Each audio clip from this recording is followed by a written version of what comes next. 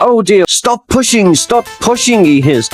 But the trucks took no notice. Before the driver could stop them, they had pushed Thomas down the hill.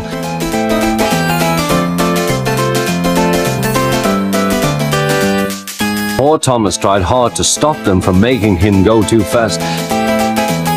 "There's the station. Oh dear, what shall I do?" he cried. He rattled straight through and swerved into the goods yard.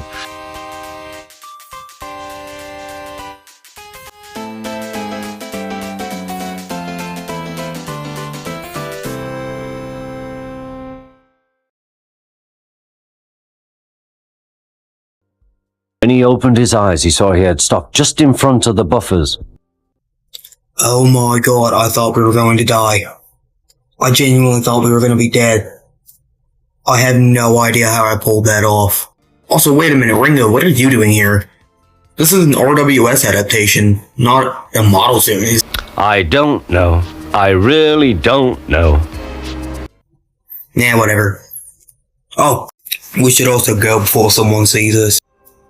Is that... oh my god. Do you think he saw us? Yeah, I think he saw you. No, I think he saw you. I think you're fucked. No. Oh, he's gonna have my ass this one.